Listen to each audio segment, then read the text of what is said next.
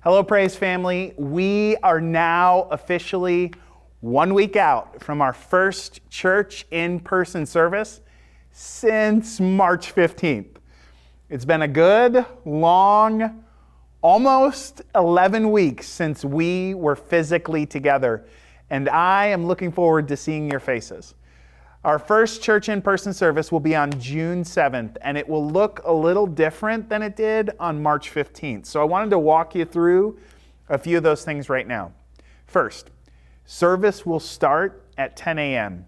Now, when you arrive, we're going to work hard to get you seated quickly because we want to limit the risk of too many people in the lobby at one time. Once you're seated, we are going to ask that you would remain seated if possible until dismissed. I know that's a lot, but that's the best fit as we're trying to make sure that we're meeting all of the guidelines. So, service will begin at 10 a.m. and we expect it to last for about an hour.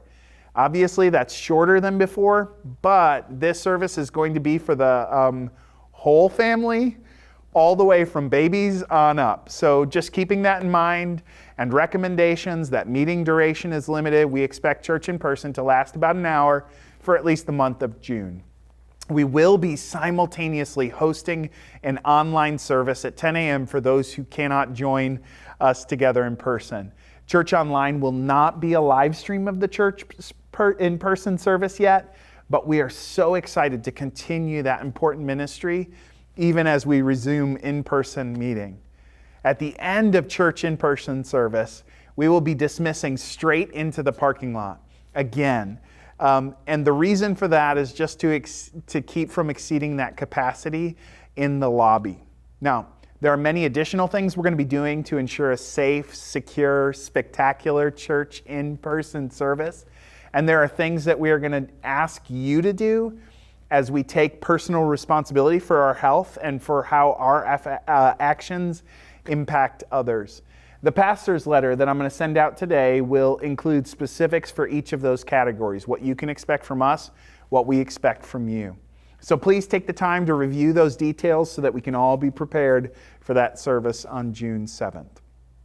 There is one specific step that we've taken to help ensure safety during this process that I wanted to talk with you about today.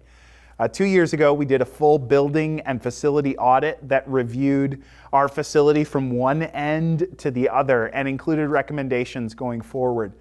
One of the issues identified in that report related to disability friendliness of our facility, specifically as it related to seating in our auditorium. In response, at the end of 2019, the board and I made the decision that in 2020, we would budget to replace the pews on the floor of the auditorium with chairs to just kind of fix that issue. At our 2020 annual vision meeting in January, we kind of laid that plan out for the membership of Praise. So, as we were looking forward to returning to in-person service, I felt like the Lord was kind of encouraging me that the timing for this transition was now rather than waiting for the fall. The money was budgeted, the plan was already in place for 2020, so we chose to take advantage of that moment and when this transition would make the smallest impact on the ministries of Praise. The timing of the transition is also allowing us flexibility for our return for improved safety and practicing of social distancing during service. I truly believe that this was God's timing for a necessary transition, and I'm excited about the new opportunities that even this minor change will allow us in various ministries going forward.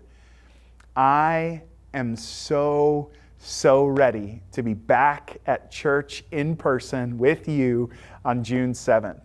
There is just no substitute for seeing your smiling faces in person, even if it's from 6 foot apart for now. I do want to ask, as your pastor, I've been charged with the shepherding and the safeguarding of Praise Assembly, both as a family of believers and as an organization, that I would ask that you would individually hold yourselves, that each of us would hold ourselves to the highest standards in following the necessary guidelines as we return. I'm counting on you to protect and support the people of Praise in each decision and action that you take.